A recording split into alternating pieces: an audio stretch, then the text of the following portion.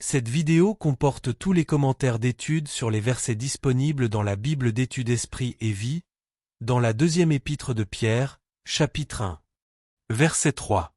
Tout ce qui contribue à la vie et à la piété. L'amour de notre Père Céleste, le salut à travers Jésus-Christ, l'intercession de Christ en notre faveur dans les cieux, la présence du Saint-Esprit en nous et le baptême dans le Saint-Esprit, la communion des saints et la parole inspirée de Dieu suffisent pour répondre à tous les besoins des croyants se rapportant à la vie et à la piété. Matthieu 11 versets 28 à 30, Hébreux 4 verset 16, 7 verset 25, 9 verset 14. Premièrement, aucune sagesse, technique ou théorie humaine n'est nécessaire pour compléter la parole de Dieu qui révèle notre parfait salut en Jésus-Christ. À l'époque primitive de l'Église, les paroles de Jésus, la foi apostolique du Nouveau Testament et la grâce de Dieu suffisaient à répondre aux besoins de ceux qui étaient perdus. Elles suffisent encore aujourd'hui. Il n'y a rien qui puisse offrir plus de hauteur, de profondeur, de force et de secours que ce que Jésus a lui-même proclamé et apporté, et que les apôtres ont confirmé à travers la révélation biblique. Jésus seul est le chemin, la vérité et la vie. Jean 14 verset 6.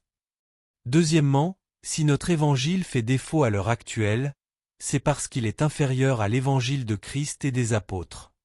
Verset 4. Participant de la nature divine.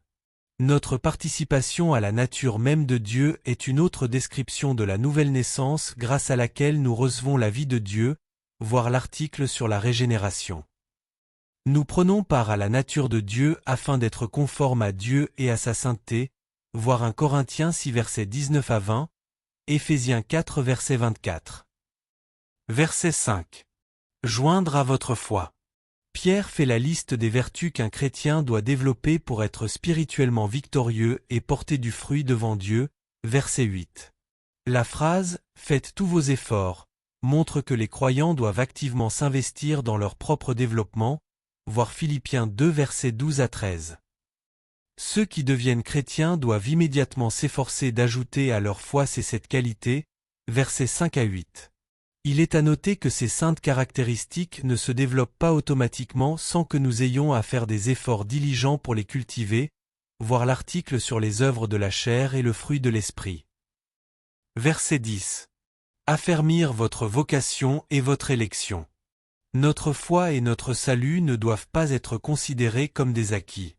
Nous continuerons à être fidèles jusqu'à la fin uniquement si nous nous efforçons, par la grâce de Dieu, d'ajouter à notre foi les qualités spirituelles énumérées au verset 5 à 9, voir l'article élection et prédestination. Verset 11. L'entrée dans le royaume éternel, pleinement accordée. Certains croyants, à cause de leur négligence, entreront tout juste dans le royaume, 1 Corinthiens 3 verset 15, tandis que d'autres, qui seront demeurés fermes dans la sainteté, seront accueillis avec honneur, Matthieu 25 verset 21, Actes 7 versets 55 à 56, 2 Timothée 4 versets 7 à 8 et verset 18. Verset 19. D'autant plus certaine la parole prophétique. Pierre établit un contraste entre les philosophies humaines et la parole de Dieu, verset 16.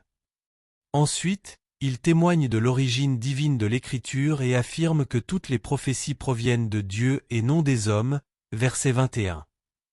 Cela nous assure donc que le message de Dieu est infaillible, sans faute ou erreur, et inhérent, libre de toute erreur, de tout mensonge et de toute tromperie. L'infaillibilité et l'inhérence vont de pair étant donné que l'inhérence de l'Écriture est le résultat de l'infaillibilité de la parole de Dieu.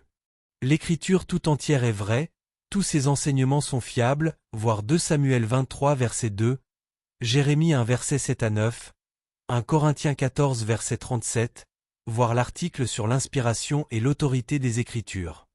Verset 20. Aucune prophétie de l'Écriture. Aucune prophétie de l'Écriture n'est le produit des idées ou du raisonnement de son auteur. Au contraire, chacune d'entre elles est inspirée par le Saint-Esprit.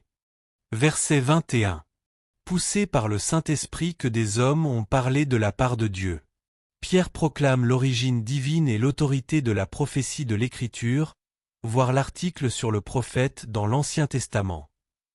Tous les croyants doivent faire preuve de la même intransigeance lorsqu'il s'agit de considérer l'inspiration et l'autorité des Saintes Écritures. Il y a plusieurs raisons à cela. Premièrement, c'est le seul moyen d'être en accord avec ce que Jésus, les apôtres et la Bible elle-même enseignent au sujet de l'Écriture, voir Psaume 119, Jean 5 verset 47, note, voir l'article sur l'inspiration et l'autorité des Écritures. Deuxièmement, sans cette manière ferme de considérer les Saintes Écritures, l'Église ne dispose d'aucun fondement véritable et solide pour sa foi, d'aucune certitude du salut, d'aucun absolu moral, d'aucun message à prêcher de manière catégorique, d'aucune espérance en ce qui concerne le baptême dans le Saint-Esprit et la réalisation de miracles, et d'aucun espoir du retour imminent de Christ. Troisièmement, sans cette manière ferme de considérer les Saintes Écritures, les chrétiens qui croient en la Bible n'ont aucune vérité absolue et objective fondée sur l'autorité de Dieu lui-même, leur permettant ainsi de juger et de rejeter les valeurs de ce monde, les philosophies humaines et les pratiques d'une culture impie en constante évolution, Psaume 119 verset 160. Quatrièmement, sans cette ferme manière de considérer les Saintes Écritures, les chrétiens ne seront pas prêts à résister aux intenses difficultés qui se manifesteront durant les derniers jours, voir 1 Thessaloniciens 2 versets 1 à 12. 1 Timothée 4 verset 1, note, 2 Timothée 3 verset 1, note. Cinquièmement, sans cette manière ferme de considérer les Saintes Écritures, la pleine autorité et l'enseignement de la Bible seront affaiblis. Par conséquent, la Bible sera remplacée par des expériences religieuses ou par des raisonnements indépendants et critiques, chapitre 2 versets 1 à 3.